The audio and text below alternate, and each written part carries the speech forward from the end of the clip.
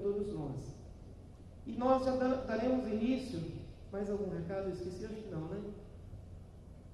Então nós já daremos início ao Pedro Deneca, vai falar para a gente sobre mercado de algodão. Deixa eu só abrir aqui.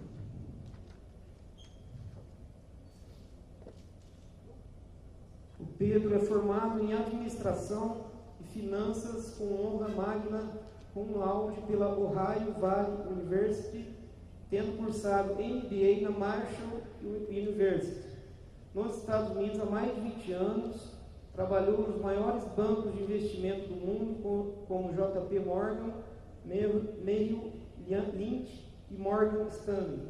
Sócio fundador da MD Commodities, empresa de consultoria macroeconômica e agrícola, com escritórios em Chicago, Estados Unidos e Brasil. Então, Pedro, seja bem-vindo.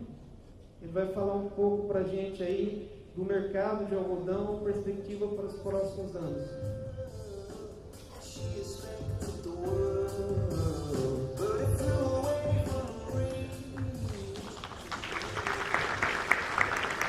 Fala, galera, beleza?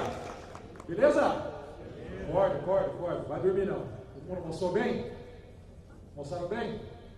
Ixi, vocês vão participar, vai ser chato o próximo aqui, viu? Beleza? Então tá bom, viu? A luz aqui na frente reflete da cabeleira, entendeu? Se puder cortar, seria até bom. Eles não precisam ficar olhando pra mim, só olha pra tela. Tá bom? Ó, tá ótimo. Tá bom assim, galera? Tá bom? Ô, meu querido. Beleza, Alexandre? Pessoal, primeiro, obrigado, tá? Obrigado à Fundação MT por me trazer até aqui. É um prazer enorme mesmo estar aqui com vocês. Muitos rostos conhecidos, amigos. Muito bom mesmo, sempre estar aqui em Cuiabá com vocês. Bem fresquinho também aqui, né? Sempre, muito bom. Fresquinho, gostoso, clima. Não é para ser inverno agora? Não é para ser inverno? Alguém sai inverno, né? Então tá bom. Levar vocês para menos 40 lá de Chicago e fica bom. Pessoal, é o seguinte, eu não consigo ficar parado ali, tá? Se eu ficar parado, a coisa fica meio chata. Outra coisa que eu gosto durante o bate-papo, não gosto nem de chamar de palestra, é um bate-papo. Eu quero literalmente fazer isso, apesar do ilustríssimo senhor Pedro Valente fazer algumas perguntas bem fáceis para mim depois do evento. Eu quero que vocês, se tiver uma pergunta específica em relação a algum slide, algum assunto, claro que dentro das suas proporções, levanta a mão, a gente tenta chegar até você. Beleza? Beleza ou não? Então tá bom, vamos lá. Então, vocês querem falar do que antes? O que vocês querem falar? Algodão, um pouquinho de soja, um pouquinho dos produtos de cabelo que eu utilizo, ou câmbio, macro cenário, tudo, tá bom? Alguma preferência? Então vamos falar do meu ídolo. Esse presidente Trump é meio louco mesmo, né? Hein? Loucão, né? Estados Unidos e China, pessoal. Vamos fazer assim, ó, nós vamos começar falando de macro cenário, tá bom? Começar falando de macro cenário, a gente vai falar um pouquinho de câmbio. Obviamente vamos falar de algodão. E como não pode deixar de ser, tocar um pouquinho no mercado de soja para vocês. Vocês escutaram falar que vai ter quebra nos Estados Unidos esse ano, né? Deu seca lá. Safra pequena de soja lá, só 128 milhões de toneladas só. Tá bom? Fala, esse aqui é meu sócio, galera, Ismael Menezes. Me atura todo dia. Vamos lá. Pessoal, Brasil e China. Perdão, Estados Unidos e China. Eu gostaria de participação de vocês agora. Quantos de vocês acreditam que haverá um acordo entre Estados Unidos e China? Eu preciso de participação. Vamos lá, levanta a mão, por favor, se você acha que vai haver um acordo entre China e Estados Unidos. Ou 75% não quer participar, ou vocês estão falando que 75% acredita que não vai ter saúde? 75%, vamos lá. Quem acha que não vai haver um acordo entre China e Estados Unidos? A matemática não está dando certo, não. Eu não sou o cara mais genial na matemática, mas não está dando certo esse negócio aqui, não. Então tá bom, vamos dizer que foi meio a meio? Vamos dizer que foi meio a meio? Alguém sabe qual é o maior problema? Qual é o maior entrave? Por que não há um acordo? Alguém sabe dizer? Vamos participar, gente, por favor. Se eu ficar aqui na frente lendo slide, vai todo mundo dormir, inclusive eu. Então vamos lá. Qual é o maior entrave entre China e Estados Unidos? Por que eles estão brigando? Por quê? Oi? Roubo intelectual e patente? Será, Pedro? Alguém concorda, discorda? Balanço comercial. Balancear os Estados Unidos, equilibrar os interesses norte-americanos. Ou seja, Estados Unidos importando 500 bilhões de dólares da China e a China importando 120 dos Estados Unidos, não é muito equilibrado, é? É isso aí. Porém, nosso querido Pedro Valente bateu num ponto. Isso que está acontecendo, eu vou dizer para vocês que é simplesmente uma desculpa. Ela faz sentido. Ela faz sentido. A balança comercial está sendo utilizada como uma certa desculpa. Certo? Alguém já escutou isso aqui? Made in China 2025. Made in China 2025. Se vocês não escutaram, faz um favor para mim. Entra no Google. Tá? O mesmo Google que vocês vão lá. Depois eu vou passar o produto que eu uso para ilustrar minha careca. Mas usa lá. Made in China 2025. Leiam sobre isso. Nós estamos falando de uma guerra pela supremacia global. Estávamos em uma conversa recentemente falando sobre China, falando sobre os chineses e como eles fazem, como eles são estratégicos. Eles não pensam agora, não pensam daqui 5 anos, eles pensam lá na frente. Quem é a maior economia do mundo hoje? Adorei a resposta por uma palavra. Sabe qual a palavra? Ainda. Fala mais alto. Ainda são os Estados Unidos. Ó, seu Ricardo, muito obrigado. Cid, obrigado, Cid. Ainda os Estados Unidos, certo? A grande maioria do mundo, eu diria que se eu for perguntar aqui, há uma expectativa que eventualmente a China, com mais de 1 bilhão de pessoas, tenha o potencial de ultrapassar os Estados Unidos. Ainda não. Estados Unidos e Europa não querem Made in China 2025. Eles não querem isso. Made in China 2025 significa o seguinte. Vamos lá fazer outra pergunta para vocês. Tá? Qual é o nome do senhor? Márcio. Seu Márcio. Cabeleira. Era bonito, cara. Vamos lá. Seu Márcio, seguinte. Quando o senhor pensa em um produto feito na China, certo? O senhor pensa em boa qualidade, qualidade mediana, opa, qual que foi? Média para baixo. Vocês concordariam? Hoje, quando a gente pensa Made in China, alguém aqui gostaria de comprar um carro feito na China hoje? Né? Você está entendendo? A China quer mudar isso. A China quer mudar essa percepção. Eles estão investindo literalmente trilhões de dólares. Até 2025, eles querem ter uma da indústria mais modernas e de altíssima qualidade no mundo. Eles querem ser reconhecidos por excelência.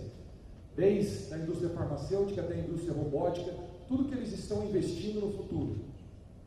E para chegar lá, os chineses, vocês aqui devem conhecer, tenho amigos chineses, mas eu falo isso na cara deles, eles sabem. Eu falo, vocês são complicados, hein, bicho? Vocês são complicados. Jogar pôquer com chinês não dá, não. Eles realmente escondem o jogo. E parte do que está acontecendo na China também é, o senhor Valente aqui falou, um roubo de capital intelectual. Vocês sabiam que para uma empresa de fora se instalar na China, digamos que uma empresa de tecnologia, tá bom? Semicondutores, que seja. Para se instalar na China, o governo chinês requer que ela entre como sócia com uma empresa local e dê acesso aos seus planos para este sócio local. Alguém aqui já viu iPhone falso vindo da China? Já, né? Alguém já viu produto falsificado vindo da China? Não acontece, certo? Não, nunca viram, né? Não. Tá? Então existe esse problema. Os chineses eles vão fazer o necessário para chegar onde eles querem chegar. Os Estados Unidos não estão gostando disso. Então a coisa mais óbvia para o sensatíssimo presidente norte-americano, super estável emocionalmente falando, a coisa mais óbvia para o Trump, agora vamos falar a verdade, brincadeiras à parte sobre o Trump, ele é meio, vocês sabem disso, todos nós sabemos disso, porém, as medidas que ele está tomando, realmente, ele está entrando e batendo de cara, batendo de frente com muita gente. Ele é tão maluco, ele não tem medo, ele não deve nada para ninguém, ele está, ó, seguinte, eu tenho minha grana aqui, eu fui eleito presidente do maior país, maior economia do mundo, o ego dele está lá em cima, e ele está falando, cara, você vai ter que lidar comigo agora, você vai ter que me aturar. E o seguinte, se troço de eu ficar importando 500 bilhões de vocês importar 120 nossos, não vai dar não. Ah, por sinal, não só você vai ter que começar a importar mais produtos norte-americanos, meus queridos amigos chineses, mas você vai ter que colocar algo no contrato que vai me prometer que você vai parar de roubar propriedade intelectual nossa. A China em maio, os chineses em maio desse ano, colocaram, não assusta não, colocaram na mesa, na frente do governo norte-americano uma proposta, era só o Trump assinar. Vamos comprar 70 bilhões a mais de produtos norte-americanos até 2020. 70 bilhões a mais. Lembrando que hoje eles compram em torno de 110 a 120.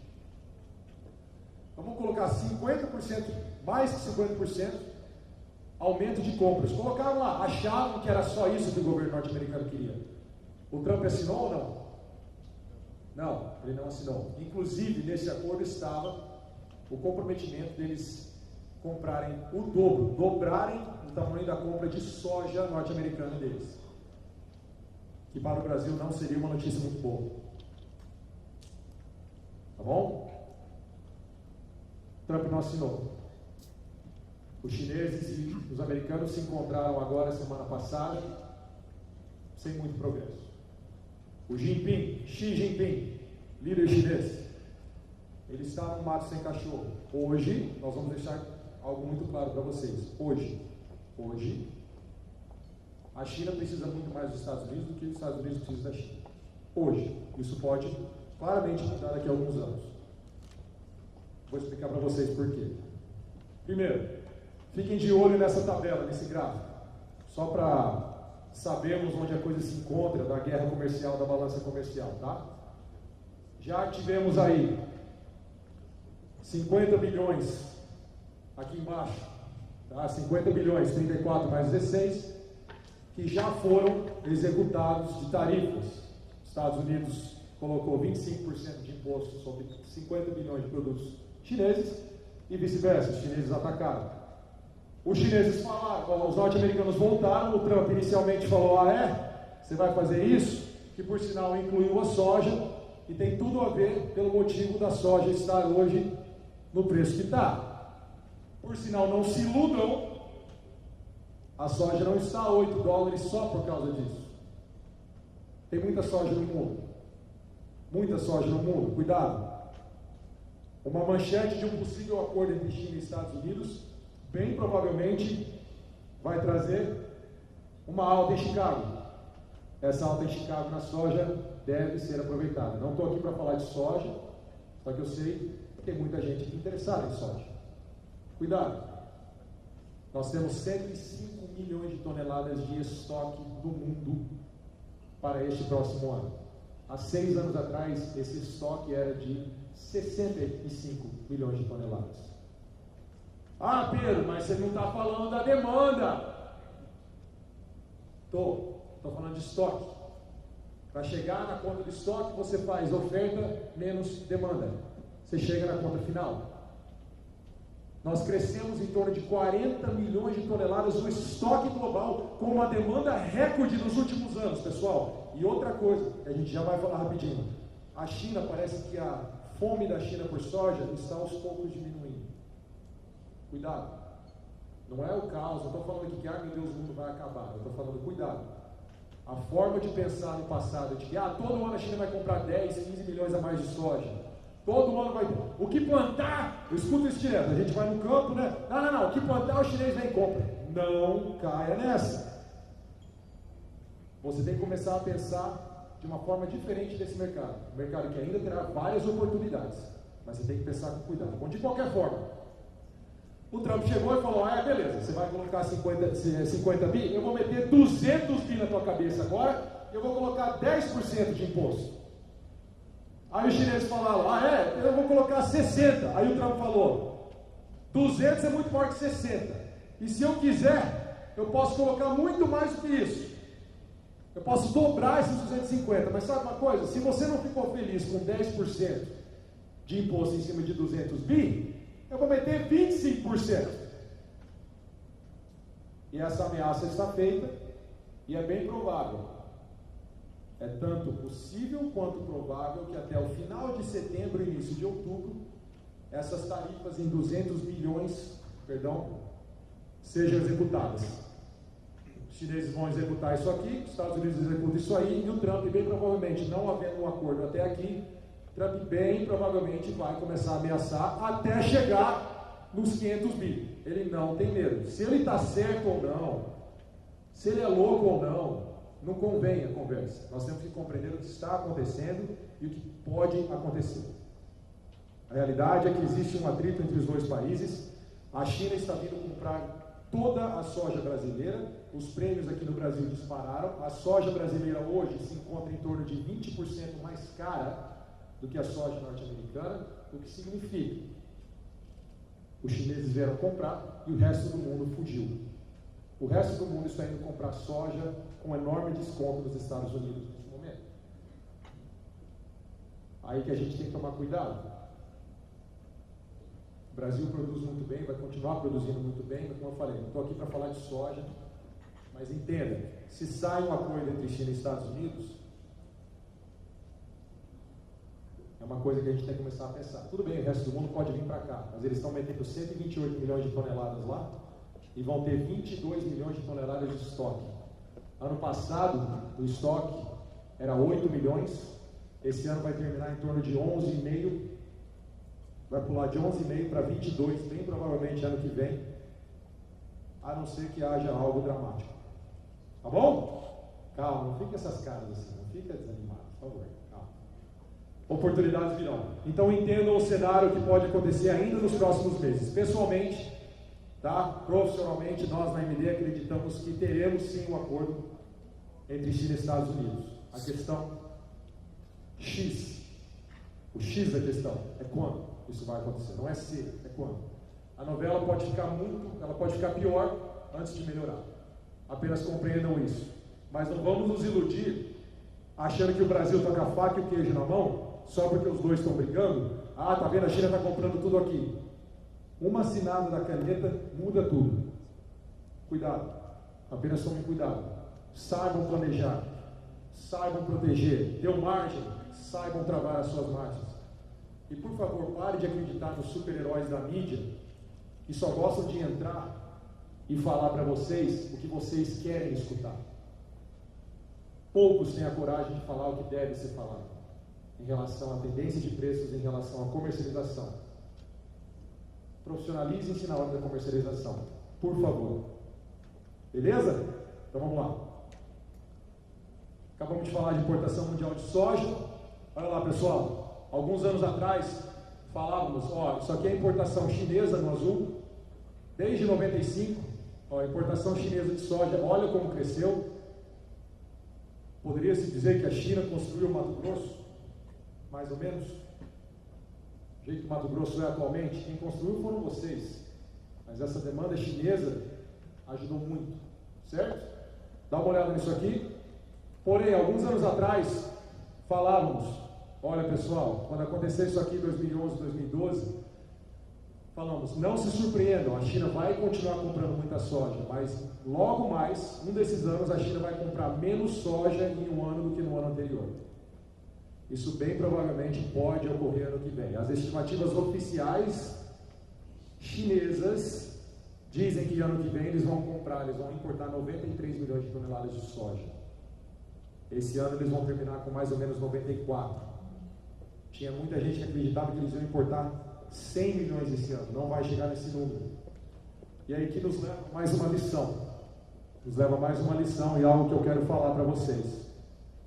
Tá? Percebam que como o resto do mundo aumenta a demanda, mas o ritmo de aumento não é nem perto de ser o que foi na China. Mas uma coisa interessante, os chineses já estão procurando fontes alternativas de proteína. Tá bom? Então apenas vamos acompanhar isso aí. Ninguém aqui está falando que a China vai parar de comprar soja. Apenas que o ritmo de crescimento da sua importação deve diminuir e devemos ter aí um pouco mais de equilíbrio. Não é todo ano a importação chinesa subindo. Tá bom? Vamos falar de outras coisas aí. Alguma pergunta até aqui? Comentários? Não? Olá, pessoal. China. Coisa muito simples esse gráfico aqui. A China está endividada hoje em torno de 300% do seu PIB. 300% do seu PIB. O capitalismo estatal chinês realmente está deixando as coisas complicadas por lá. Eles estão endividados dessa forma, para conseguir pagar essas contas, eles precisam continuar crescendo. Porém, não só eles estão endividados, como o ritmo de crescimento chinês vem diminuindo, se estabilizando em torno de 6,5% a 7% nos últimos anos.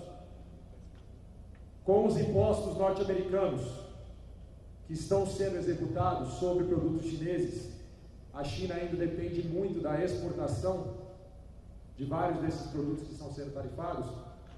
Se esses impostos, se essa guerra comercial, essa batalha comercial durar muito mais do que apenas alguns meses, nós vamos rapidamente ver efeitos colaterais no crescimento chinês. Ninguém está falando que eles vão desaparecer, mas de repente o crescimento vem para 6,5%, 6,2%, a dívida aumentando, o crescimento diminuindo, não é uma receita muito boa.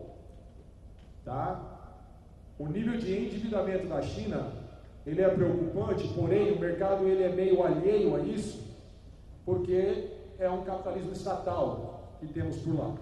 Ou seja, o governo vai continuar imprimindo, colocando dinheiro, só que uma hora essa conta tem que ser paga. Então, por favor, a China vai continuar crescendo, mas o ritmo de crescimento a gente tem que tomar muito cuidado. Porém, eles estão investindo pesado no futuro, 2025, Made in China 2025. Fiquem de olho nisso aí. O Xi Jinping lá tem uma decisão a tomar. Eu, como líder chinês, preciso evitar que o crescimento do meu país diminua. E para isso eu não posso ter uma guerra comercial com o maior consumidor do mundo que dure muito tempo. Porém, eu não posso apagar o China Made in China 2025. E aí, o que ele vai fazer? Essa é a grande pergunta. O Trump, por sinal, não está preocupado. Vou falar uma coisa para vocês. É incrível. A gente anda lá pelo meio oeste norte-americano, temos alguns clientes lá nos Estados Unidos também. Vocês escutaram, eu estou lá faz mais de 20 anos, a gente tem uma presença forte lá. Eu falo para vocês, você vai andar pelo meio oeste norte-americano, você fala com produtores, mesmo com o banho de preço que a soja tem tomado recentemente, eles estão apoiando o Trump. Eles estão apoiando o Trump. O governo norte-americano acabou de anunciar um pacote de 12 bilhões de dólares, praticamente mais um subsídio ao seu produtor, certo?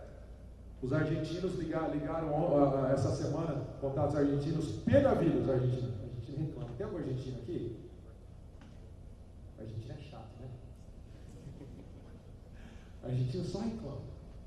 Não, porque eles, quando a gente ajuda o nosso produtor para exportar biodiesel, para exportar farelo, os Estados Unidos mete a boca, fala que é subsídio. Agora olha eles aí fazendo subsídio. Aí eu respondi para os caras, falei, bicho, você lembra quando vocês eram criança, que o cara mais forte, a gente estava no recreio jogando bola, aí chegava o fortinho que era dono da bola, estava no meio do jogo, aquele jogo legal, aí ele pegava a bola assim, daqui, bola é minha, vou embora. E levava a bola embora, o que aconteceu, lembra?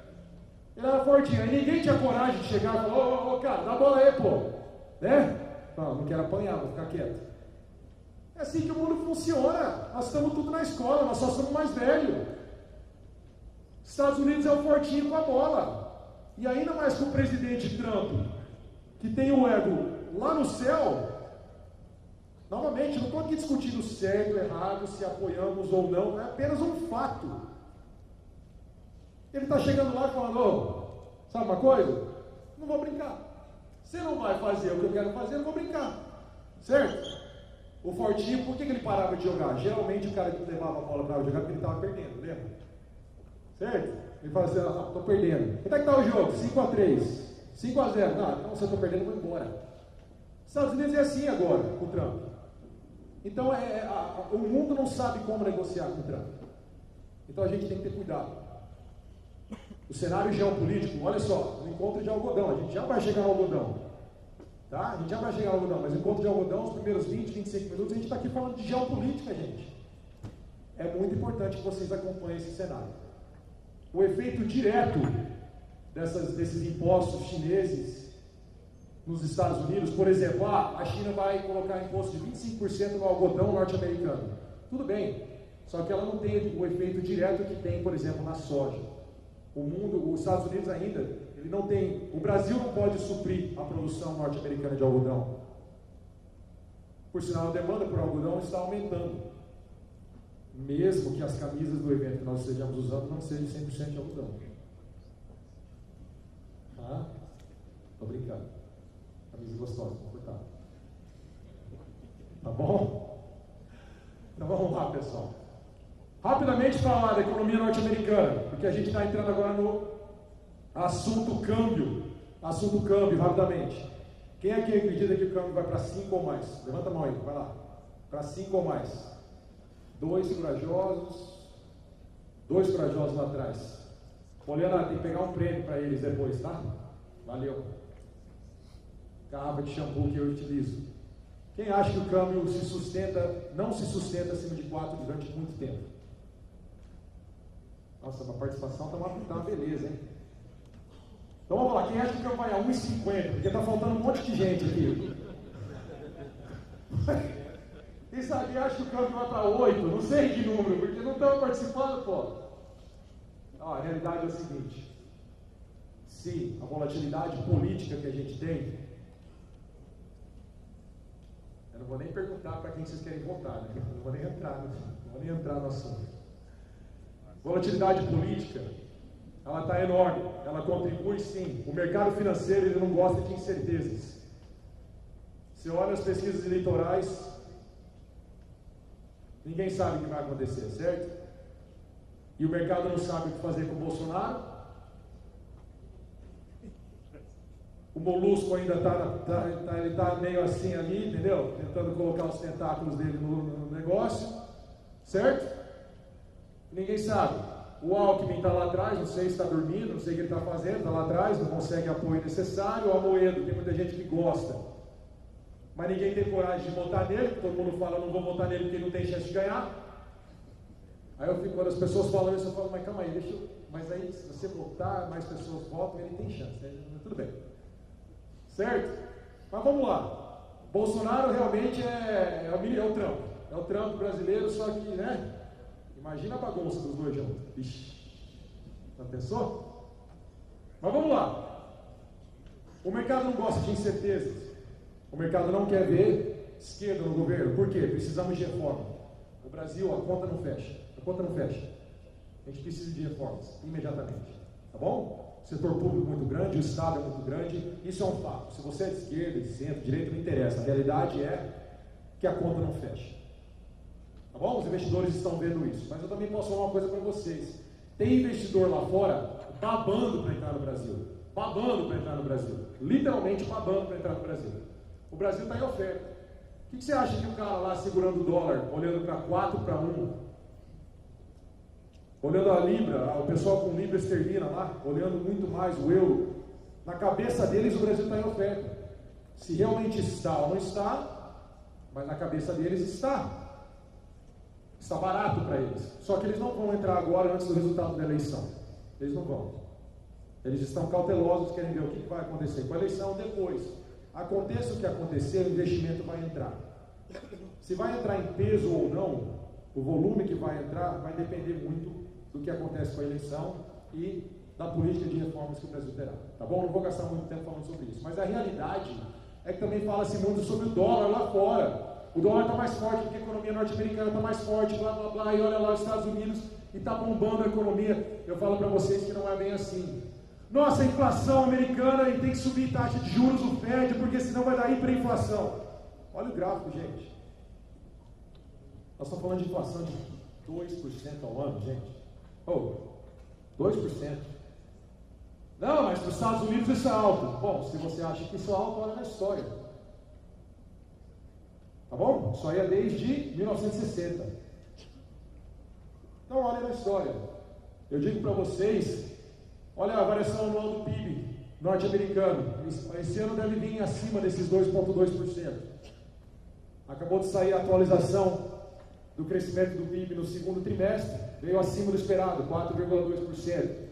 Ainda anualizado deve dar aí próximo de 2,5%, quem sabe até 3%. Porém, é bem provável que seja algo temporário. A economia norte-americana não está para tudo isso. Por sinal, o Trump já vem metendo a boca no Fed que está subindo a taxa de juros. Eu moro lá há 23 anos e eu vou falar para vocês, não há inflação, a inflação que há não é uma inflação que está necessariamente acabando com o país que tem que aumentar a taxa de juros, que está deixando a coisa muito aquecida. Não. Tá? Ainda temos um problema, a taxa de desemprego ela está baixíssima. A economia está muito melhor? Sim, não vamos nos enganar, está muito melhor. Porém, o efeito do crescimento recente do PIB por lá tem muito a ver com o pacote de reforma tributária que foi aprovada pelo Trump, que injetou bilhões na economia norte-americana. Só que os salários, o crescimento do salário, a média salarial não está crescendo tão rápido. Então nós, pessoalmente, nós na IMD acreditamos que esse crescimento dos Estados Unidos ele é bom, ele é relativamente real. Por que relativamente real? Ele é real agora, mas só é real porque os Estados Unidos está imprimindo dinheiro como quer e quando quer, porque ele tem a moeda reserva. O dólar é mais atrativo esse ano. Ano passado, tivemos aí mercados que entraram, até entrar aqui para vocês, aqui ó, dá uma olhada nisso aqui ó. Ano passado, nós tivemos mercados investidores que apostaram pesado nas moedas emergentes contra o dólar. Ano passado vocês lembram, só que esse ano eles reverteram isso. Tá bom? Esse ano eles reverteram isso. Tá? Então você tem que ter uma situação aqui, aonde? Ó, você olha aqui Brasil, por exemplo, olha só, Brasil tem uma certa exposição, tem várias dívidas ainda, 2017 e 2018, em dólares. Não é tanto quanto Turquia, México, Argentina. A Argentina faz tudo errado, né? Hein? 31 para 1 o peso lá na Argentina. Já pensou? Então vamos lá, pessoal. Entendam que existe uma certa exposição. Porém, com os Estados Unidos entrando numa situação aqui, esse gráfico é muito interessante. Eu quero que vocês olhem aqui, ó. Traduzir esse gráfico para vocês. É a diferença de juros entre a nota de 10 anos do governo norte-americano e a nota de 2 anos. Geralmente, quanto mais próximo de zero ou da inversão esse gráfico fica, ou seja, o que significa esse gráfico? Nesse momento temos 0,19%. Tá? É a diferença de juros entre o título de 10 anos e o título de 2. Uma aula rápida de economia. Geralmente, numa economia saudável, a expectativa de juros para 10 anos deveria ser muito maior do que a expectativa de juros para 2 anos. Tá bom? E o que quer dizer isso aqui? É que a expectativa de juros de longo prazo nos Estados Unidos não é tão alta. E, historicamente falando, quando esse gráfico ficou desse jeito aqui, na grande maioria das vezes tivemos uma recessão logo depois nos Estados Unidos. Os Estados Unidos não tem uma recessão desde 2008. Durante a crise, imprimiram muito dinheiro e estão extremamente endividados. O que eu estou querendo dizer aqui é que a história de que o dólar lá fora está super forte, ela pode não durar muito tempo. A volatilidade política acontece nesse momento. Sim. Porém, olha a curva do câmbio como ela está. Olha a curva do câmbio como ela está. Para setembro do ano que vem, nós estamos falando de 4,28. Vender algodão para o ano que vem, em setembro, você pega, coloca no bolso agora 4,28. 4,28. 4,28 tá bom para pagar quanto que vocês acham? 4,28 é bom para vender algodão? Fala para mim alguém. Bom ou não é? Nossa, mas vocês são pior chinês, bicho. Aí. Tudo escondendo o jogo, não quer falar. Aí, tá vendo? É um compete contra o outro aqui, né? Ninguém quer admitir, né? Ei, galera, eu falo para vocês. É um baita negócio 4,28. Pô, careca, mas e se for a 5? E daí se for a 5? Se for assim, você vai parar de contar ano que vem? Ano que vem é o último ano que você vai contar? Tem ano que vem, tem o ano seguinte, e tem o outro. 4,28 para daqui um ano. Literalmente, você pegar o telefone, tem que achar liquidez no mercado, tudo bem. Vai pegar o telefone e fechar o negócio. Eu não estou falando para sair todo mundo. Geralmente palestra é engraçado, né?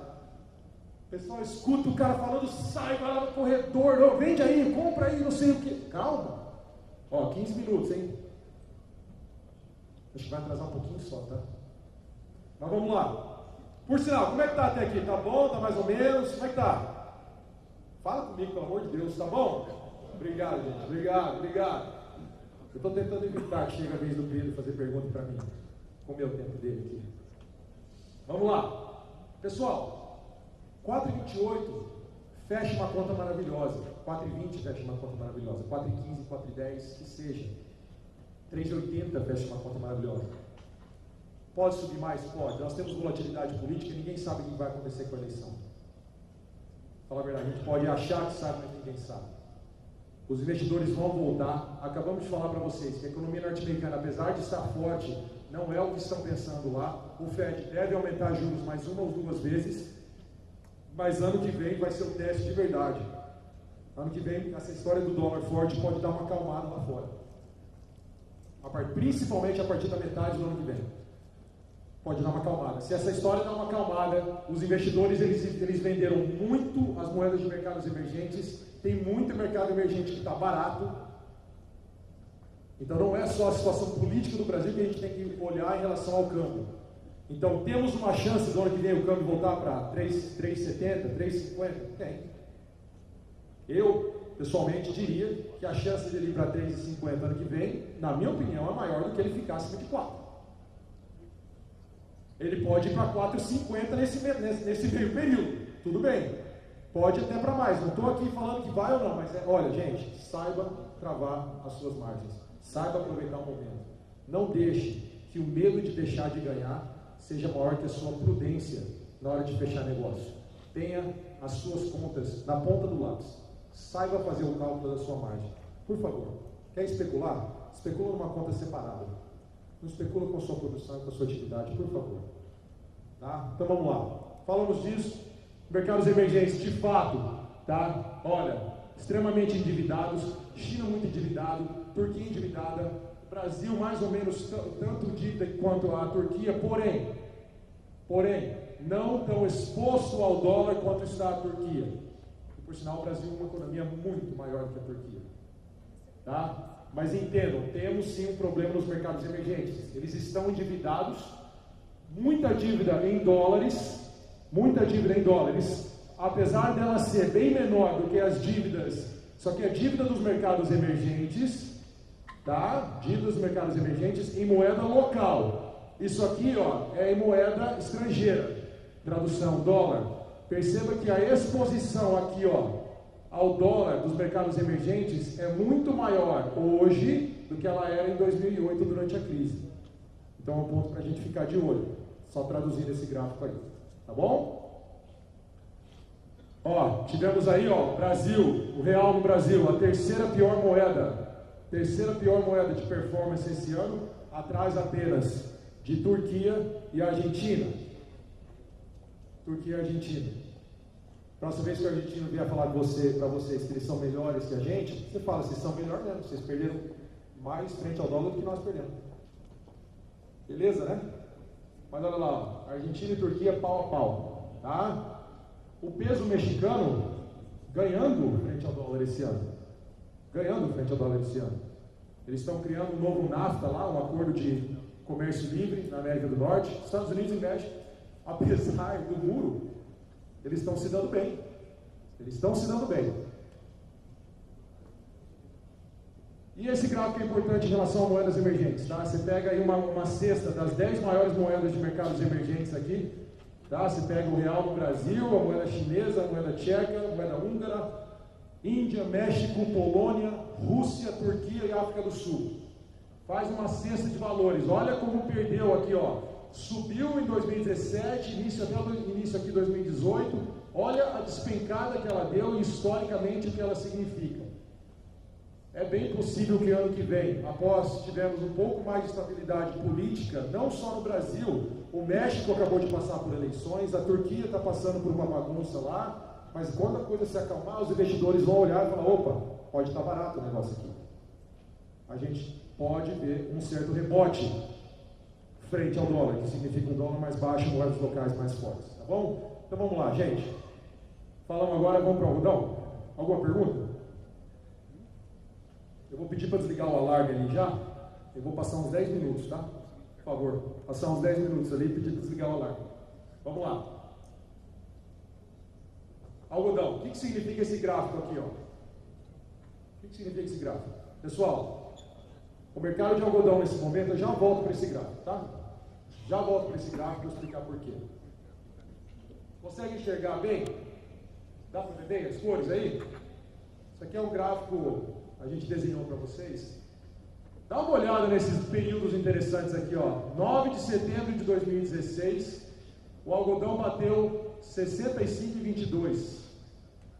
Ele subiu em 37 semanas, foi parar ali, ó, em maio de 2017, foi parar 87.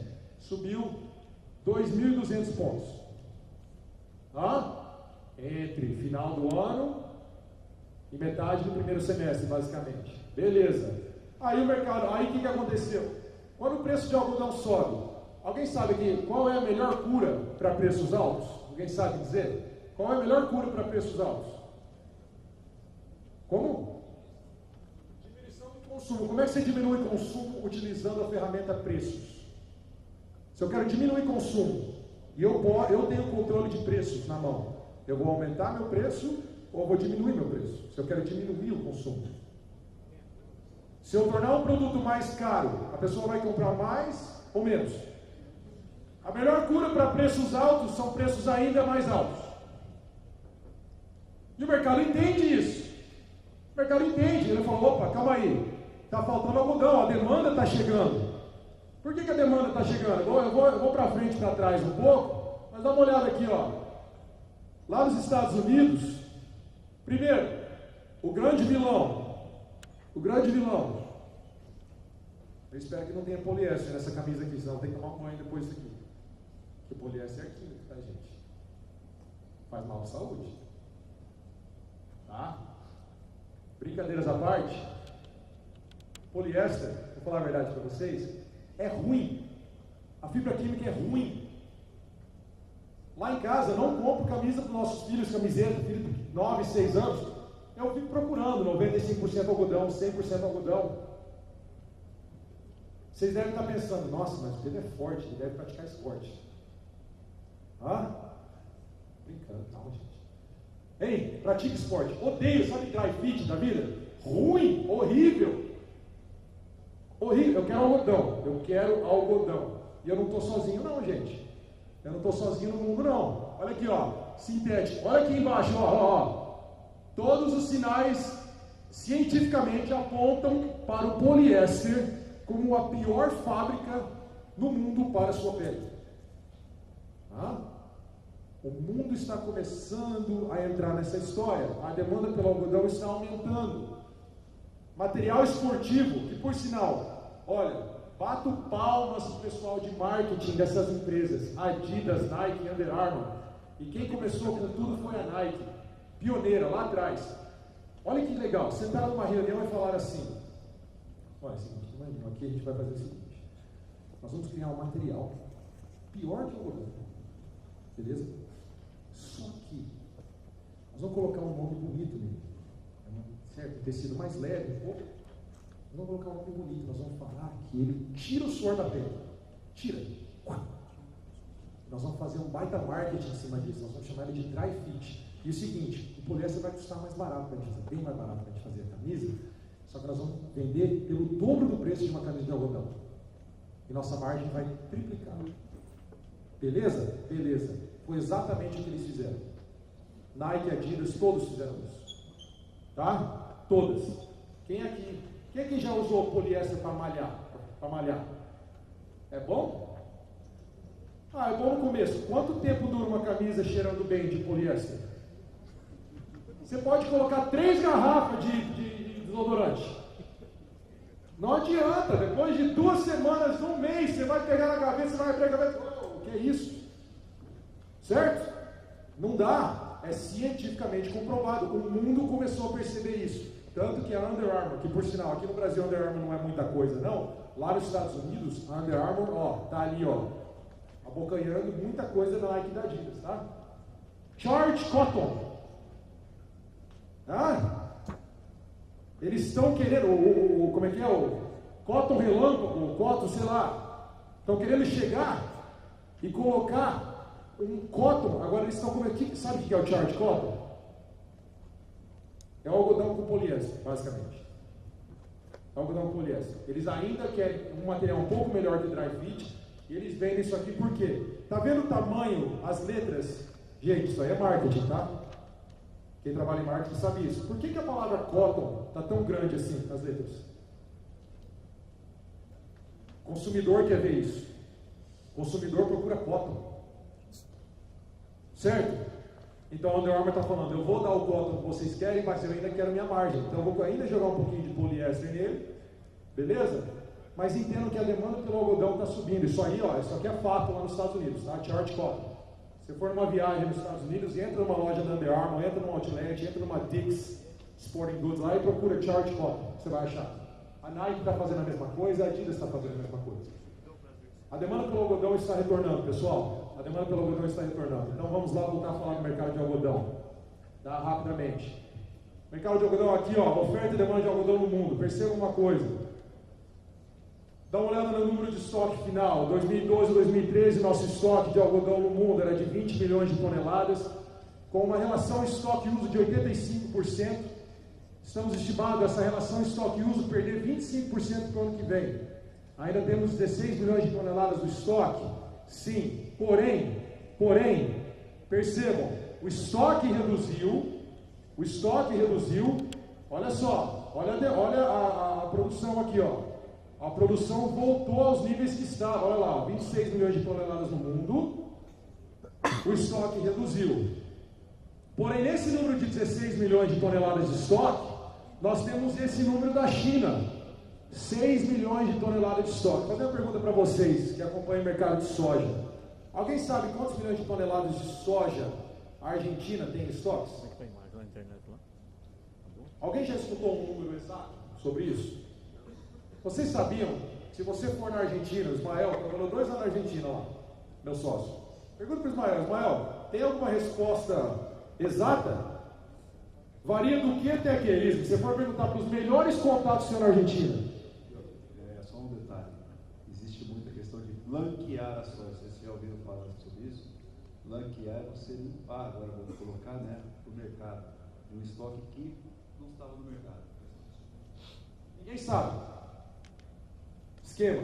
Por que eu estou falando isso? Tem gente que fala que tem 6 milhões de toneladas, tem gente que fala que tem 20. Ninguém sabe esse número porque o Osmar acabou de explicar. Agora vou falar outra coisa para vocês.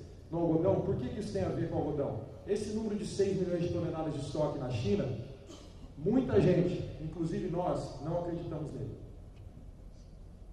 Ninguém até agora conseguiu achar onde é que estão esses 6 milhões de toneladas de estoque na China. E se o estoque na China está tão grande assim também, vamos dar uma olhada aqui. Importações. As importações reduziram bem, tudo bem, tivemos aquela loucura do mercado lá em 2011, 2012, 13, 14, mas olha só, a importação vem aumentando aos poucos na China. A demanda para o algodão é boa. Ela é boa, a história da demanda é boa. Porém, como acabamos de falar para vocês, a melhor cura para preços altos são preços mais altos. O que vai acontecer com a área de algodão ano que vem aqui no Brasil? Aumenta? Aumenta quanto? 16, 20%. Alguém discorda desse número? Vai dar mais? Vai dar mais? Quem dá mais? Quanto que a senhorita dá? Quanto? 25. Posso fazer uma outra pergunta para você? Qual que é o teu nome? Hã? Fala de lá, Alana? Alana, seguinte. É ou não é dos carecas que elas gostam mais? Fala a verdade. Não precisa responder não. A cara dela foi um não assim, sabe? Não. Brincando. Então vamos lá. Gente, brincadeiras à parte, por sinal, é assim, tá? Minha esposa disse que é, então não sei. Ela deve estar falando a verdade, né? Olha lá. 65, final de 2016, fomos parar a 87. Aí entrou a grande produção norte-americana, com um aumento enorme na área norte-americana. Saiu de 87 e foi para 66 de novo. O mercado saiu de 66 em outubro do ano passado. Dia 12 de janeiro, olha só, em 12 semanas ele subiu 1.700 pontos. 1.700 pontos em 12 semanas, tá? Aí eu saiu daqui. Aí ele caiu um pouco, o mercado ficou exagerado demais, aumentou a área nos Estados Unidos, blá blá blá. Aí voltou, subiu de 75 para 90, ele subiu 2.200 pontos praticamente de novo. Só que dessa vez, não em 37 semanas, mas em 17 semanas. Por que isso acontece? Tudo bem, a demanda está aumentando, tudo bem, etc, etc. Porém, já escutaram falar das posições on-call? Posições on-call, muito simples para vocês, tá? Sei que vocês já escutaram falar disso, mas caso não entendam exatamente o que isso tem a ver com o mercado. A indústria, por exemplo, nos últimos anos, com o aumento da produção de algodão, aumento da área de algodão no mundo, a indústria ao longo do mundo chegou e falou o seguinte: olha, sabe uma coisa? O preço do algodão vai cair, vai aumentar a área, vai aumentar a produção, por mais que a demanda esteja aumentando, o preço vai cair. Então eu vou fazer o seguinte, eu vou travar a minha compra de algodão, eu vou comprar meu algodão, porém, eu vou deixar o preço a fixar. Certo? Vou deixar meu preço a fixar. Eu acredito que o preço vai cair. Então eu travo volume, tá? E eu deixo o preço fixar. Realidade que acontece, eles vão acumulando esses contratos on-call. E como vocês percebem, mesmo após essa forte baixa na última semana, ainda está no nível recorde, muito acima dos últimos 2 anos para o contrato de dezembro, do que esteve recentemente, tá? Nesses últimos 2 anos. Nos últimos 2 anos, que nós acabamos de ver no gráfico, que tivemos esse AUE acontecendo no mercado. Esse AUE acontecendo no mercado. Então a realidade é, contratos on-call de volumes comprados, mas não fixados, na bolsa viram contratos vendidos. E quando chega a hora de fixar esses contratos, você tem que recomprar esses contratos. A galera dos fundos, a galera especulativa, presta atenção nisso. Eles veem esse relatório semanal, que a AMD coloca no mercado toda semana, para os nossos clientes. Ele vê esse relatório semanal e ele fala, sabe uma coisa? Está exagerado de novo a posição on-call, sabe o que eu vou fazer? Eu vou pisar na garganta da indústria. Quem é que vocês acham que tem mais dinheiro? Os fundos especulativos ou a indústria? Quem? De longe os fundos. De longe os fundos. Então os fundos pisam na garganta da indústria. Quando eles pisam na garganta, significa que eles fazem isso aqui, ó. Eles entram, eles falam, eu vou continuar, eu vou levar o mercado lá em cima, eu vou fazer você fixar o preço de algodão lá em cima. Então, pessoal, moral da história, rapidamente, é esse aqui, ó. A sazonalidade do preço de algodão nos últimos 5 anos.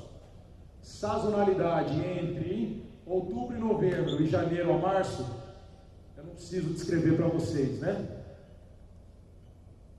Temos a chance do mercado dar novas oportunidades nesse período esse ano. Enquanto essa posição continuar 160% acima da média dos últimos 5 anos, enquanto ela continuar essa posição on-call para o contrato de dezembro, a mesma coisa para o contrato de março e maio, enquanto ela continuar acima desses níveis, prestem minha atenção, ou níveis parecidos aqui, a chance de termos um rally, não precisa ser de 2.000 pontos, não, subir 1.000 pontos, subir 500 pontos, mas o mercado pode nos dar chances novas em Nova York no final desse ano. Ninguém aqui está falando que isso vai acontecer, porém, as chances são boas.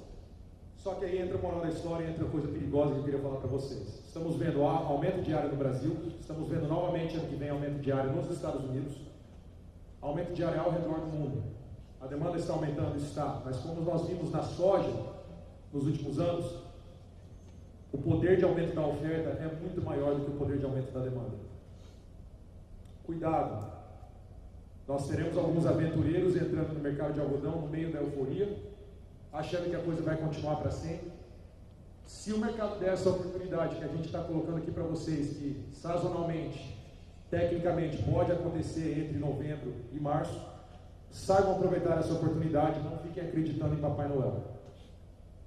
Por mais que a demanda no algodão seja construtiva, que o mundo está retornando ao algodão das fibras sintéticas, nós acreditamos que a demanda para o algodão é construtiva sim, a médio e longo prazo. Ela é sim, mas não significa que o mercado tem que ir em linha reta, de 70 centavos libra para $1,30.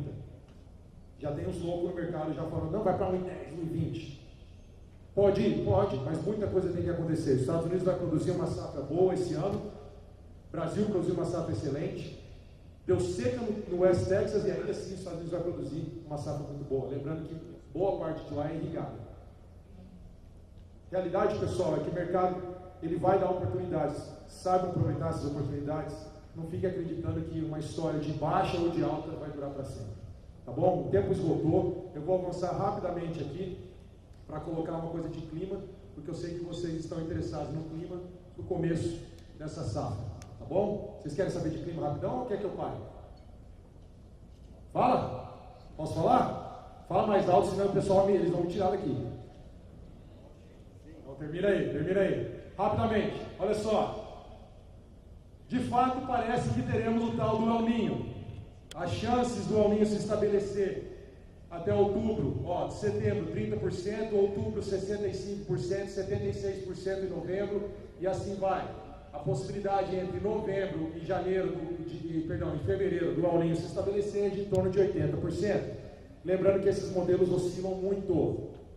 E os critérios utilizados para falar sobre a determinação de um El Niño ou de Laninha também são diferentes ao redor do mundo.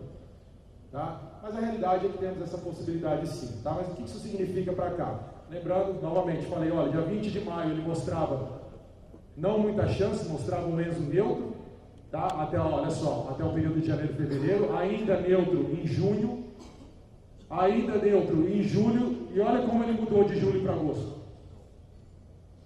Tá bom? Isso aí tudo a gente tem que monitorar. Mas o que vai acontecer com as chuvas? Pessoal, isso aqui é um modelo norte-americano, isso aqui é um modelo europeu.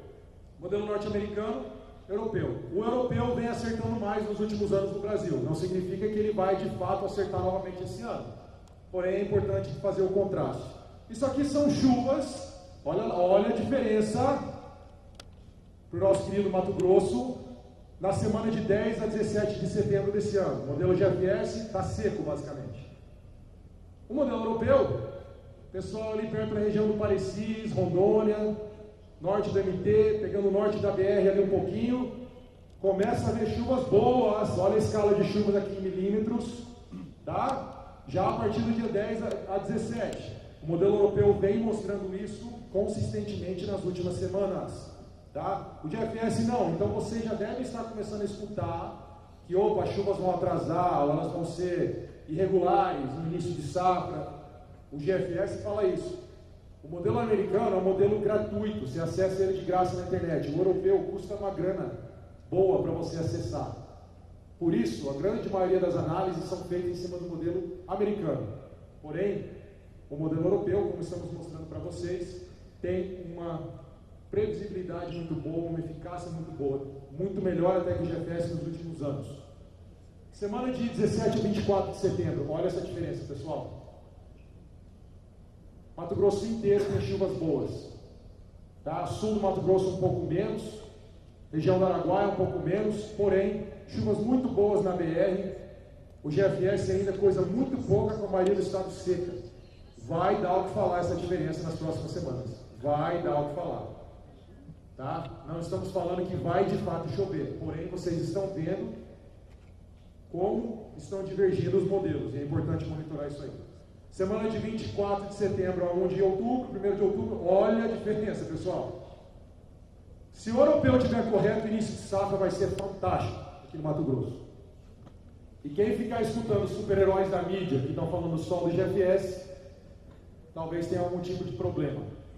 Tá? Não que 1º de outubro é coisa muito catastrófica, mas se você pode começar a plantar em metade de setembro, para plantar o algodão logo após, talvez seja melhor, certo? Novamente, nada garantido. Os modelos estão divergindo. Entendam que há essa divergência. Não fiquem surpresos se a mídia fica falando não vai chover, de repente cai toró. É isso que eu queria dizer. Tá? E aí, semana de 1º a 8 de outubro, o GFS começa a mostrar chuvas ainda relativamente irregulares chegando, enquanto o europeu continua trazendo volumes fantásticos de chuva para o Mato Grosso. Olha que legal, olha que interessante. O pessoal está tirando mais foto do clima do que quando fala do mercado. É brincadeira? É assim, né? É assim? Então tá bom. Então tira foto disso aqui. Vocês estão investindo tudo no lugar errado. Vocês acham que isso aqui é para curso, isso aqui é um bônus, tá, de curiosidade para vocês. Olha aí, ó. Quem aqui tem uma Ferrari, hein? Quem tem Ferrari? Ninguém tem Ferrari aqui? Tem pequenininha? Meus filhos também, boa. Olha aqui, ó. Vocês acham que a S&P 500, que tem valorização de 50% desde 2010 lá nos Estados Unidos, é bom investimento? Olha só, índice de valorização das Ferraris, mais de 250% nos últimos anos, hein? Então, dinheiro que você pode pegar, produzindo algodão muito bem, escutando bons conselhos, compra uma Ferrari para mim, por favor, tá bom? Faz uma vaquinha e compra para mim. Beleza, pessoal? Ó, acabamos por aqui, uns 15 minutos atrasados. Alguma pergunta, comentário antes de entrarmos no debate? Opa! Vamos lá. Uma pontuadinha rápida ali na questão do clima, que eu sou climatologista. Por favor. O modelo o europeu realmente ele é um pouco mais assertivo, principalmente com relação à colocação da chuva, né? Agora o GFS ele é um pouco mais extremista, mas o modelo europeu ele está colocando um volume de chuva muito mais elevado. E lembrando que a gente está caminhando para um El Niño, e mesmo que esse El Niño não venha se concretizar no final do ano, só o fato do Oceano Pacífico ele já está mais aquecido ali na porção equatorial, isso já vai mudar o regime de chuva e a gente já vai ter um padrão bem mais diferente do que foi ano passado. Não esperem o que aconteceu no ano passado nesse ano. Tá? No passado a gente viveu uma neutralidade com viés mais frio, uma laninha, e esse ano a gente está caminhando para um El Niño. Então, essas chuvas de setembro, elas até podem ocorrer, só que elas vão ocorrer de maneira muito mal distribuída. A qualidade delas não é uma boa qualidade. Então, ela é uma chuva que vai enganar. Vocês vão olhar a chuva, ela pode cair, ela cai num pedacinho da fazenda, não cai no outro. E isso pode fazer com que as pessoas se empolguem bastante para plantar depois do vazio sanitário, principalmente com questão de soja. Né? Então, tomem muito cuidado com essas chuvas de setembro. Não é a inicialização do período úmido, e por conta desse padrão no Pacífico estar aquecendo, a gente vai ter um atraso maior do que foi ano passado na inicialização do período úmido. Então, ano passado começou o período úmido no final de outubro. Essa tendência é que esse período úmido ele vai se concretizar mesmo a partir de novembro. Então, a gente vai ter um período úmido complicado daqui para frente por conta desse aquecimento do Pacífico e desse futuro ali, que está principalmente, como ele falou, entre novembro e dezembro. Então, tem que tomar muito cuidado. Vocês vão ver a chuva, a nebulosidade chegando, não se empolguem. Tá? É um ano complicado, é um ano que vocês têm que prestar muita atenção. Graziela, obrigado. 2 palestras por uma, hein, pessoal? Mais divergência aí em relação ao clima, hein? Mais divergência para misturar a cabeça de vocês, hein? Mas é isso aí, clima é isso aí. Sabia, né, que climatologista e economista são as únicas profissões do mundo que você pode errar todo dia e ainda ter seu emprego no dia seguinte, né? Tá bom? Beleza, pessoal? Obrigado, viu? Valeu, galera. Valeu. Obrigado, Pedro. Eu já convido, agora nós teremos um momento para o debate. Eu convido o Pedro Valente, da MAG também, que vai moderar o debate, e o Alexandre Sheiko, também da AMPA, presidente da AMPA, que vai participar conosco aqui nesse momento.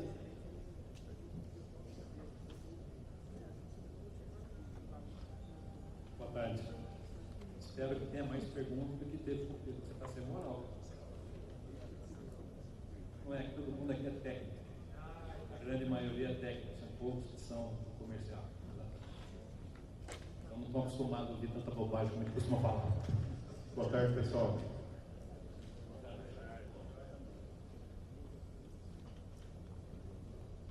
Bom, como preparou nada, vamos começar com uma pergunta fácil. Né? A que nível de preço o cotonicultor tem que começar a vender, Pedro?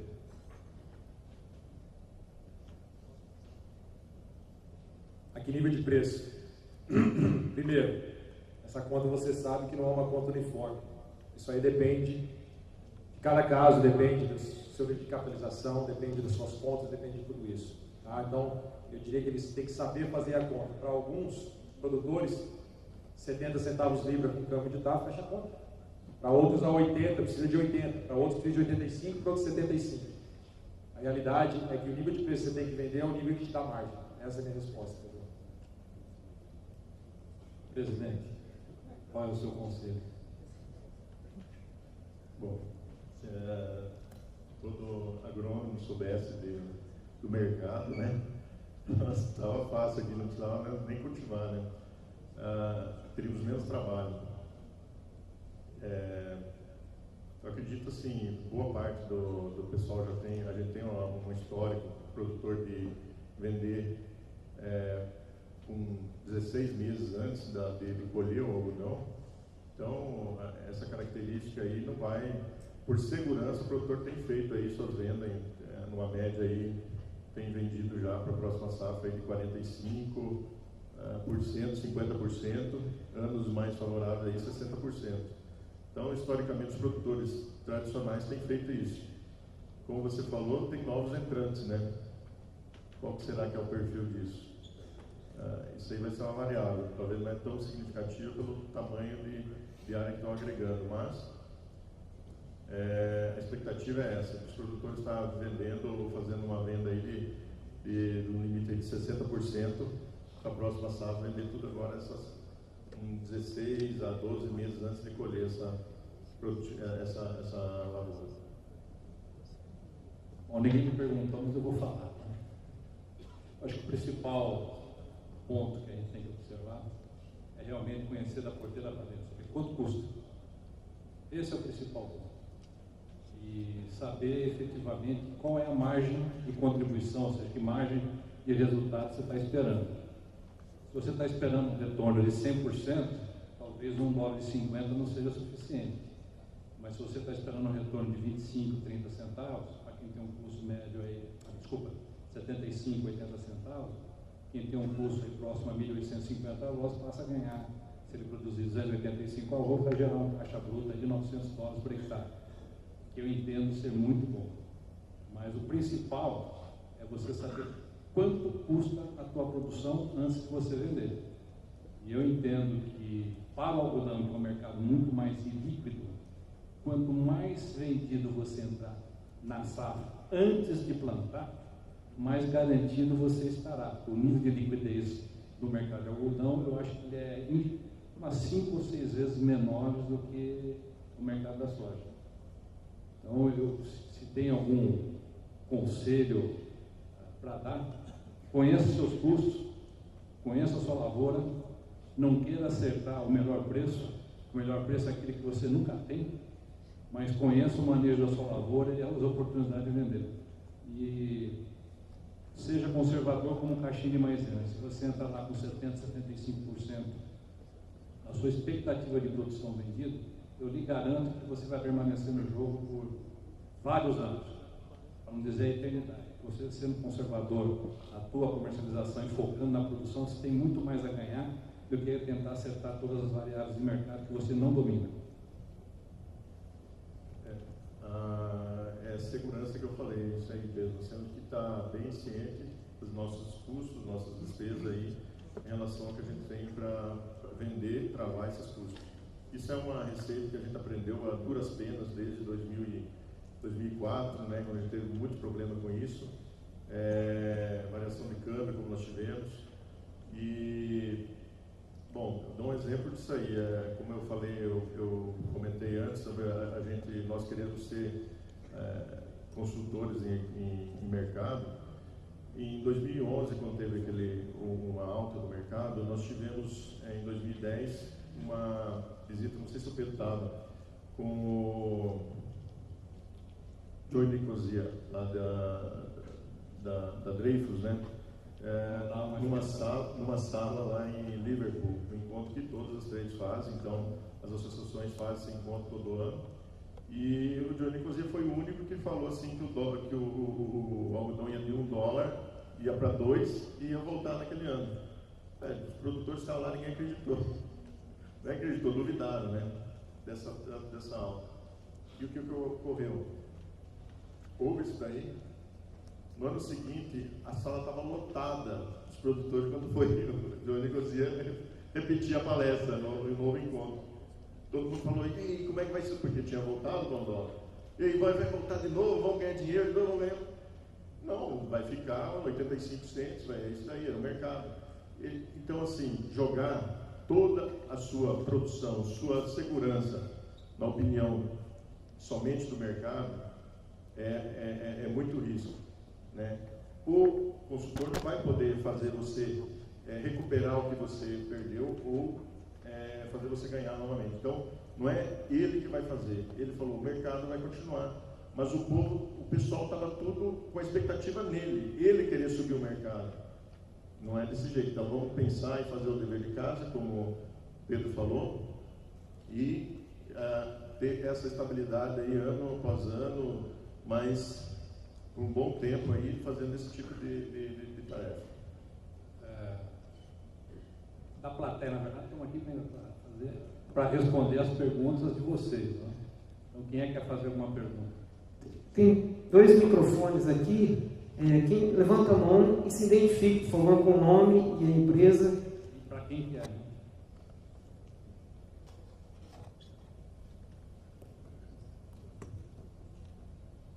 Boa tarde.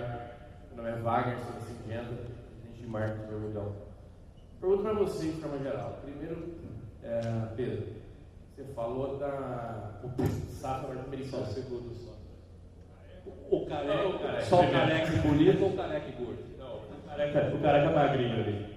Você falou da safra atual e da próxima safra. Primeiro, existia uma expectativa de um abandono de área maior do que você está prevendo.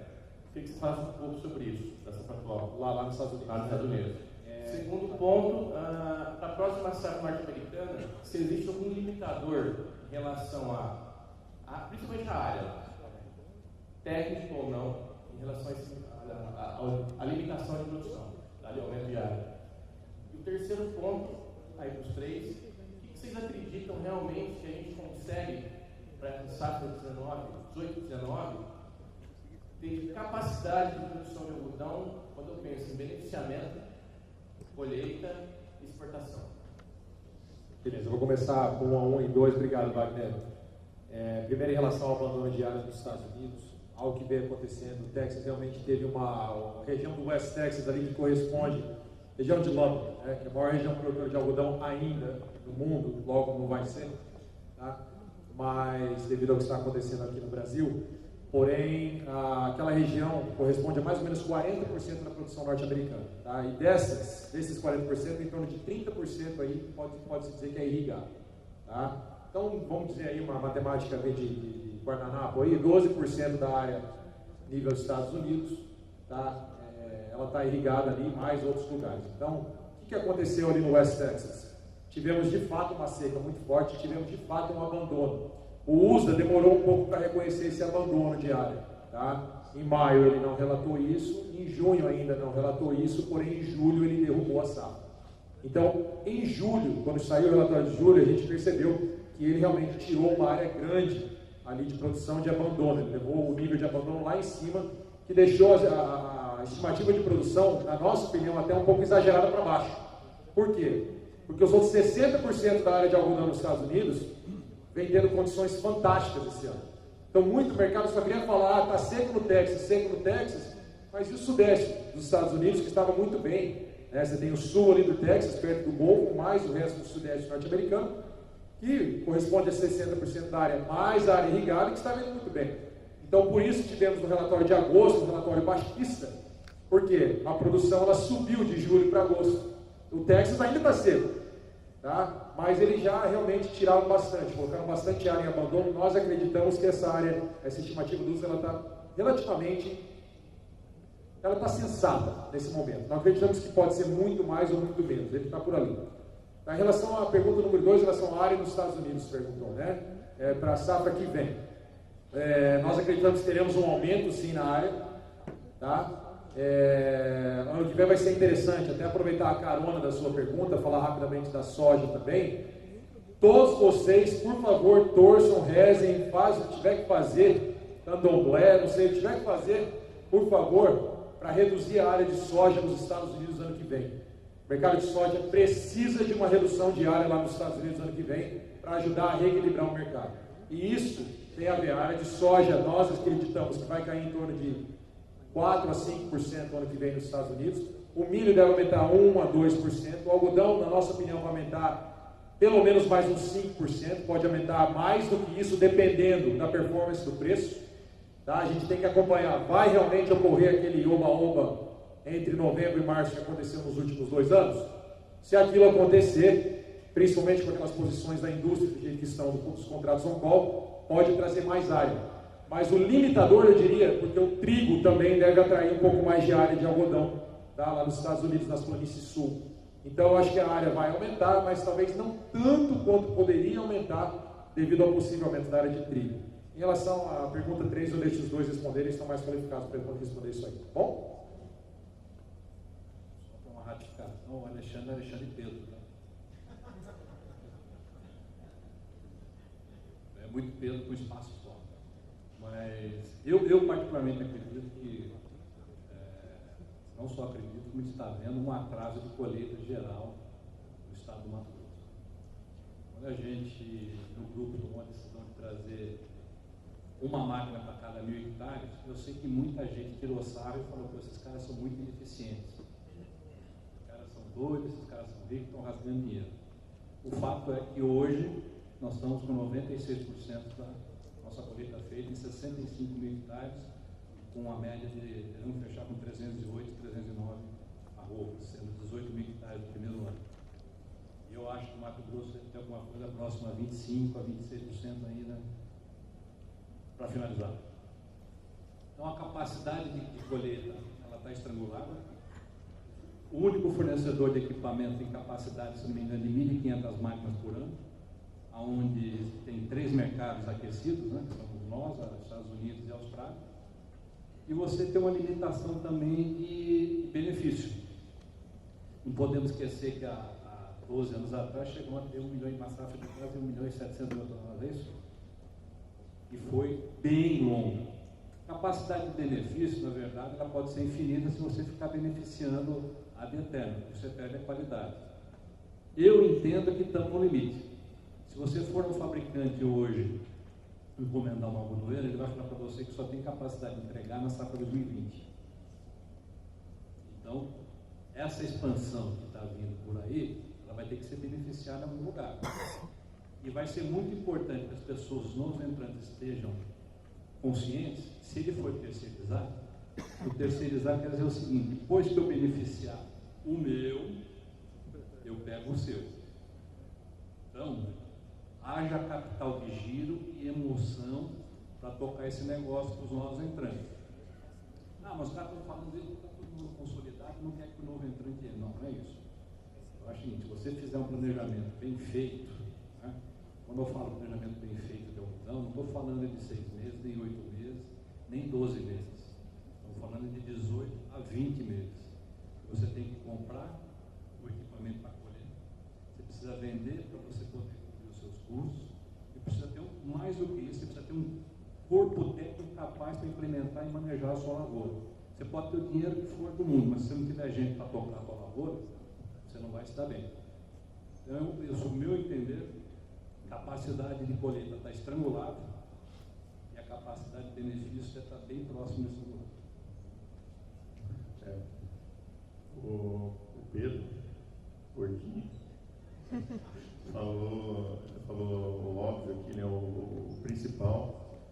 Eu vou me ater um pouco aos detalhes. Assim, nós temos realmente aí é uma preocupação com a questão de máquinas para beneficiar esse algodão, principalmente aumentando. Esse ano nós estamos com 785 mil hectares, a produtividade estimada aí, que é Conab de 1.300.000, provavelmente pode passar disso daí, dependendo dessas produtividades, como o Pedro falou, algumas regiões estarem boas, outras regiões até estão um pouquinho a menos, se a gente está avaliando no estado inteiro, mas a média, sim, eu acredito que fique de 1.300.000 a 1.350.000 toneladas aí no nosso estado aí desse ano, dessa safra.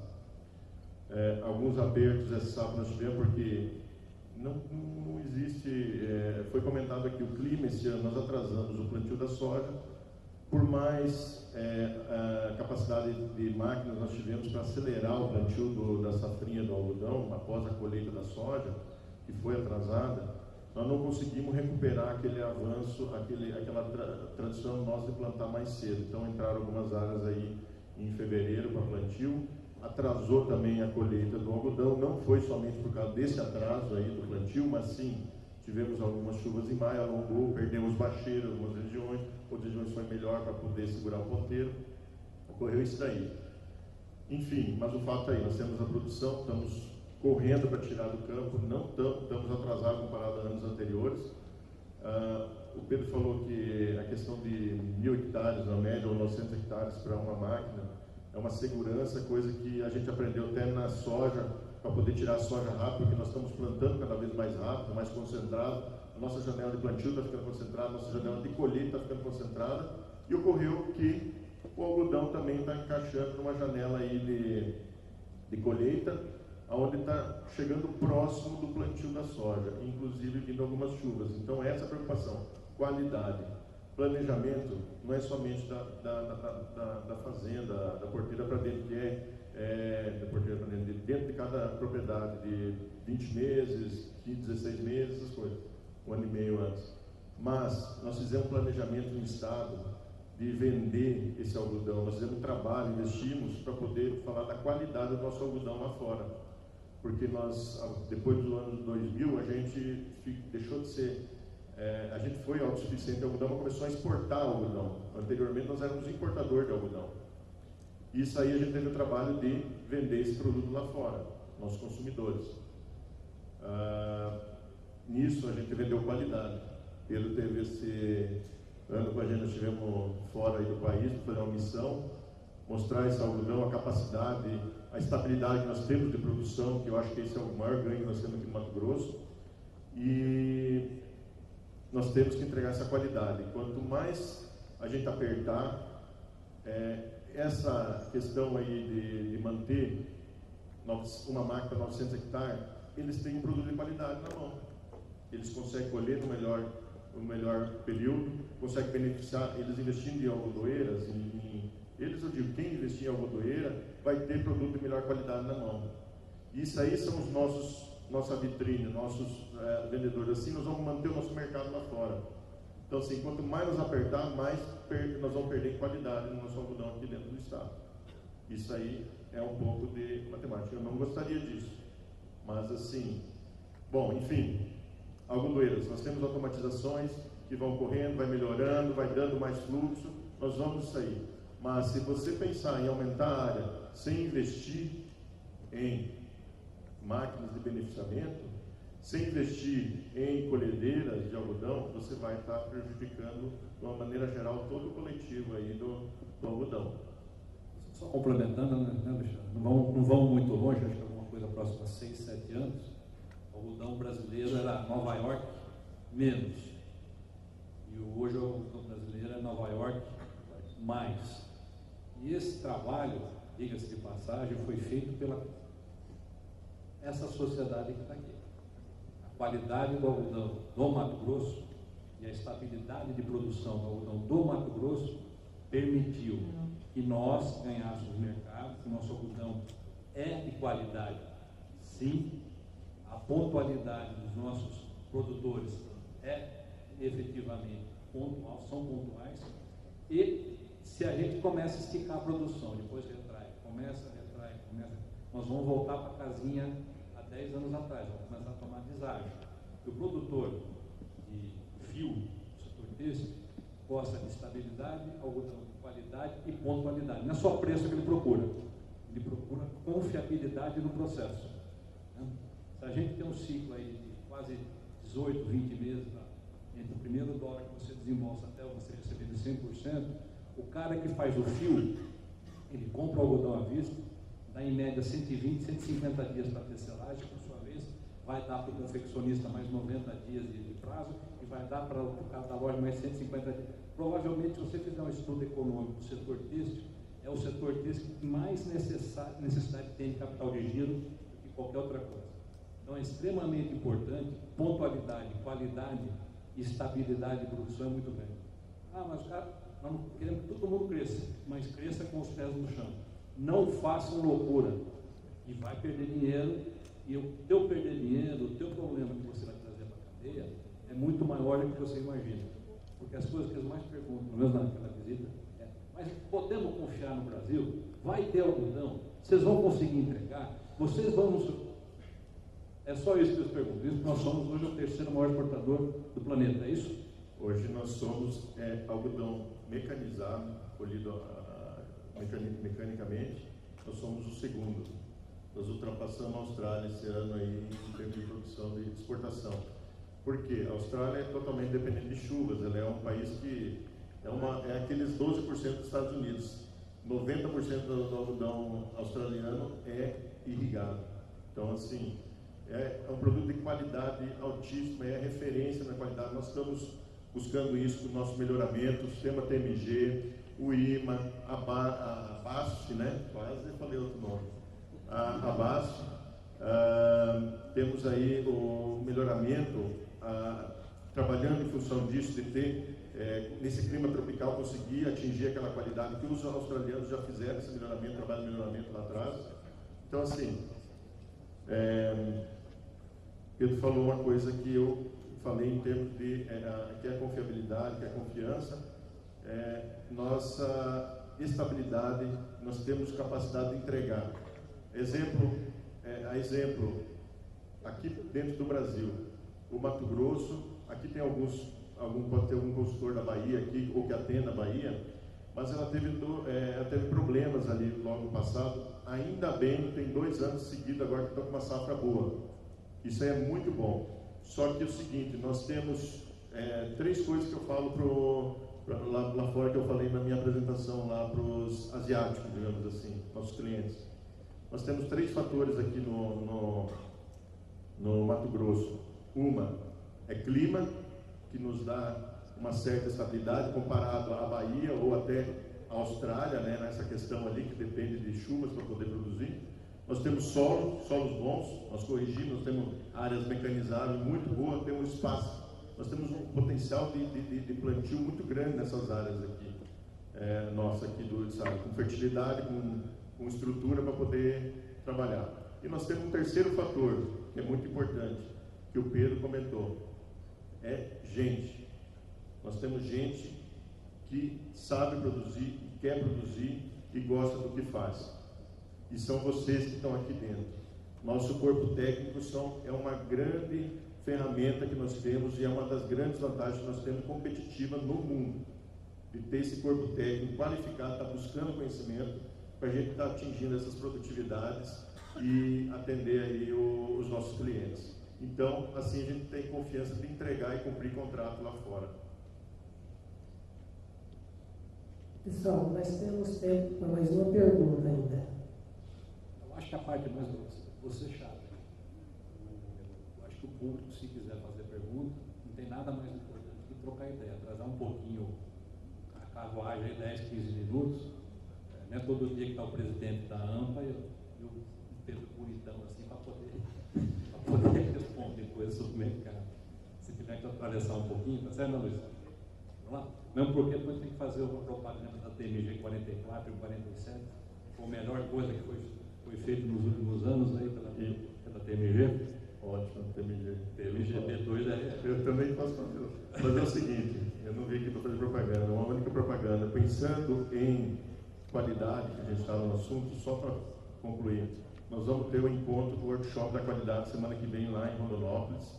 dia 4 e 5, que ocorre todo ano, e a gente traz os industriais de fora, a gente tem aquele network, aquela troca de informação, o que a indústria precisa, as nossas indústrias nacionais precisam, para a gente também entregar. Isso aí é um treinamento que fizemos até, inclusive com boa parte dos pessoal das nossas algodoeiras aqui dentro do estado.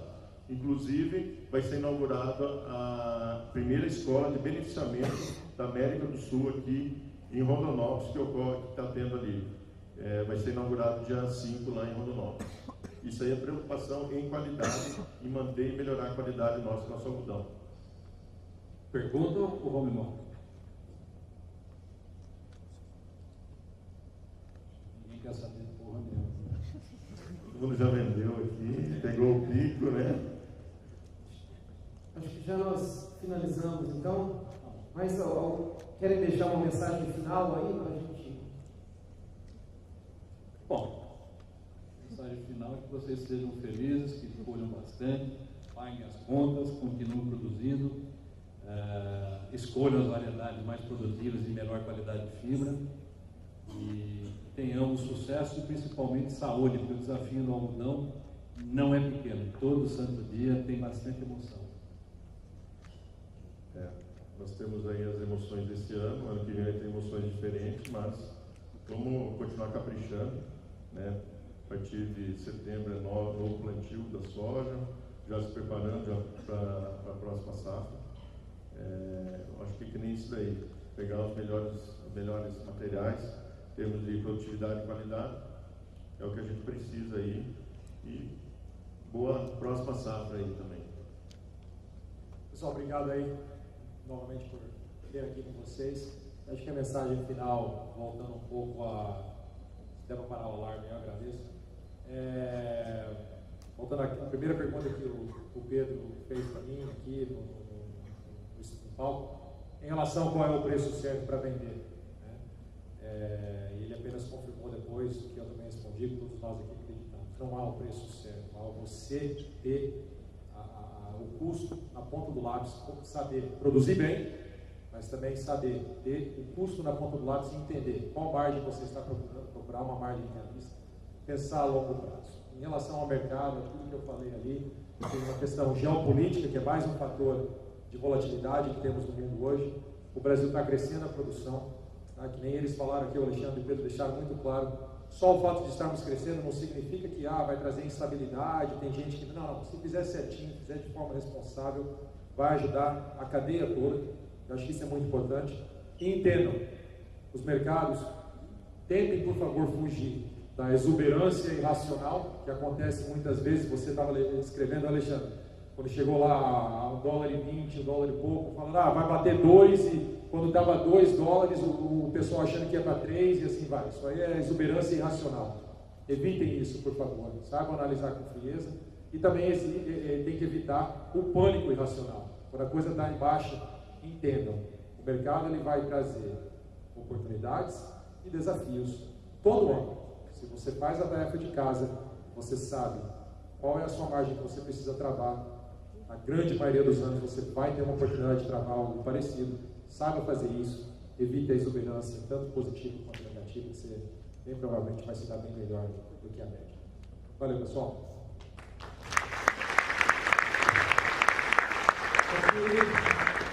Obrigado aí aos 3 Pedros aí por atacar, né? Alexandre, Schenck, obrigado, Alexandre, Pedro.